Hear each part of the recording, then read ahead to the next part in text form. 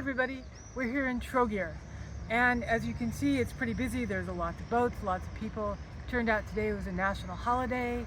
It is the day that they signed the statement that they would become independent from Yugoslavia. So there was no work today. People are out having coffee. All of our guides have mentioned that Croats can go out and have a cup of espresso for like hours with their friends, and then they discuss politics in the world, and they solve all of the world's problems over a cup of espresso. And in fact, our guide today in one of the cities was telling us that Starbucks wanted to come in, but considering that Croats take 2 hours over a little tiny espresso, they thought if the big huge Starbucks came in, they'd never get anything done. So no Starbucks anywhere in Croatia. It's kind of nice. And the coffee here is delicious. It is well worth savoring. Anyway, so we went to Trogir, and what we watched was the amazing, what I was calling the tourist tango, because they said these cities are packed, there's cruise ships all over, and the streets are all narrow and windy, and the tour guides will spot each other and it'll be, okay, I'll take this section for 4 minutes, okay, then I'm over here for 4 minutes, and they rotate in this dance that looks effortless, but is really very well choreographed. And one of our guides admitted that what really screws them up is when individual tourists come who aren't part of a group, because no one knows where they're going. They could be going anywhere. They could just stop anywhere.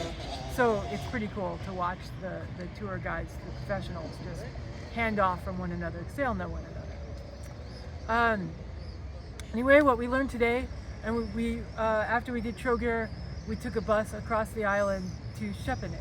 Šibenik is very, very small, completely different. There were no tourists there, except I think us. And it's more run down, and the guide was saying that's because there are some big hotels. Šibenik is one of those villages that was not settled by the Romans, the Greeks, the Venetians. It was settled by Croats. And it never got the prestige of the other cities. So they could build big hotels. They could put a big resort. And it never needed the Airbnbs. So nobody keeps the houses up the way they keep the houses up in the other parts of town where tourism and the Airbnbs are a big part of the business.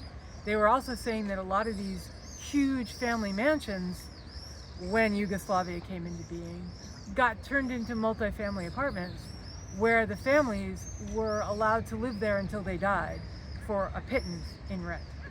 So the people who own those buildings are waiting for those people to die, and they're not fixing them up. So that, yeah, the town was blessedly quiet, but you could see it was just not as well cared for as the other towns we've been in. However, Šibenik is famous. It had the first communal electric light, and it beat the one that was off Niagara Falls in Buffalo by like a couple of days, because Tesla came from Croatia and he set up his system, and it was closer in Šibenik, so they like plugged it in a day or two before they plugged in the system in Buffalo. So we got to see that first light. The glass has been recreated, but the metalwork is original from that time, and that was pretty cool. Šibenik is also the birthplace of the man who invented the parachute. And apparently they were testing the parachutes on the big tower that's in Venice, in St. Mark's Square. And this gentleman from Croatia was the first one who lived using the parachute. So trivia questions, there you go. Father of the parachute, please don't ask me to say his name, I can't possibly do that, but he was from Šibenik in Croatia. So that's about it. This is actually, sadly, our last night on the Barbara.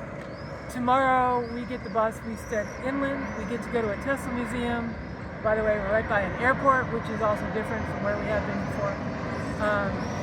And after the plane goes over, we'll do the Tesla Museum, and then we're going to the National Park. And the day after tomorrow, we'll be going into Croatia's most famous national park. Okay, everybody, talk to you later. Bye.